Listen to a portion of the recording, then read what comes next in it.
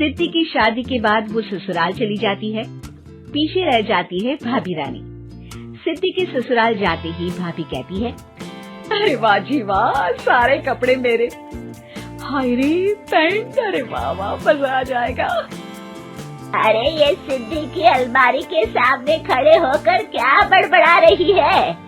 जा जाकर देख मेहमानों को विदाई की मिठाई मिली कि नहीं। अब हाँ माँ जी, क्यों नहीं, लेकिन पहले कपड़े तो बदल लूं।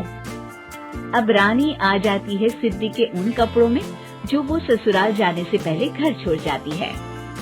अरे रानी, कुछ दिन रुक जाती। अरे ये तो सिद्धि बिटिया को मैंने ही दिया था, बड़ा ही फबता था उस पर, तुझ पर तो कुछ खास नहीं लग रहा। अब वो ना मेरे सारे कपड़े गीले थे तो सोचा पहन लूं। वैसे भी सिद्धि को कौन सा दिन पुराने आउटडेटेड कपड़ों को पहनना है। वैसे भी ये सूट तो मैंने तभी पहना था, वैसे खास है भी नहीं ये। हाँ ठीक है, लेकिन ना मेरी सिद्धि पर तो जमता था। सारे मेहमान चले जाते हैं और सिद्धि ससुराल से मायके पहली बार आती है। अपना घर, अपना कमरा, अपनी अलमारी। ये बोलकर जैसे ही सिद्धि अलमारी खोलती है तो सामने उसके कपड़ों की जगह कुछ और ही रखा होता है। माँ, ओ माँ, जरा कमरे में तो आना। सास और रानी वहाँ पहुँच जाते हैं। रानी ने पहनी होती है सिद्धि की जींस और टी शर्ट। अरे भाभी, ये क्या? ये तो मेरी बड़ी ही महंगी टी शर्ट है, इसे आपने घर में क्यों पहनी है?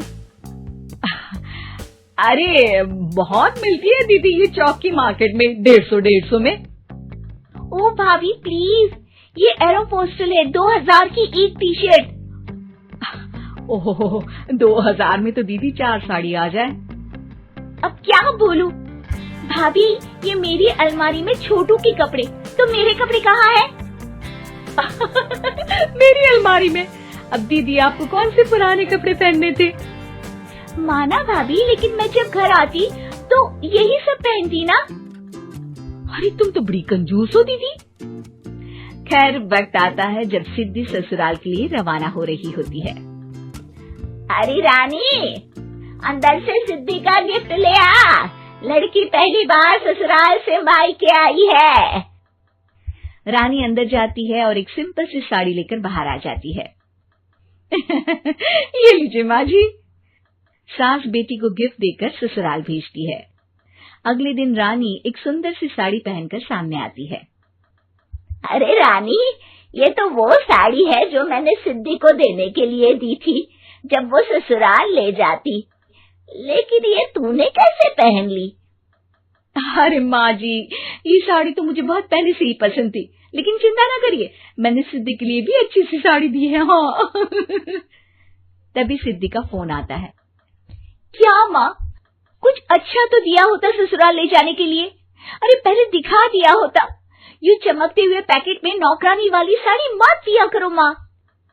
अरे बेटे, वो तेरी भाभी ने ना गलती से उससे पैकेट बदल गया। हाँ, मैं कल ही तेरे भाई के हाथ से तेरा वाला पैकेट भेज दूंगी।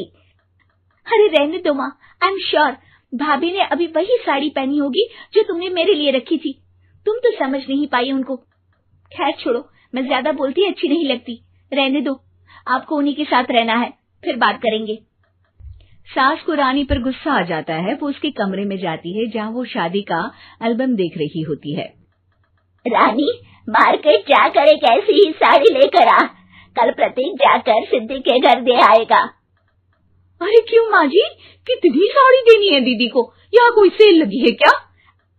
अरे चुप कर, मेरे बेटी के हिस्से की साड़ी खुद पहन ली, अब ज्यादा ज्ञान बांट रही है। एक दिन सिद्धि का फोन आता है। माँ, मेरी सास ने आप सबको खाने पर बुलाया है। सारे लोग सिद्धि के ससुराल पहुँचते हैं। खाना खाकर वो लोग निकल रहे होते हैं कि सिद्धि की सास सभी को गिफ्ट देती है। अरे बहन जी, बेटी के घर का खाना खा लिया, यही बहुत है जो आप ऊपर से गिफ्ट भी दे रही है। अरे बहन जी, आप भी कहाँ इन बातों पर विश्वास कर रही हैं।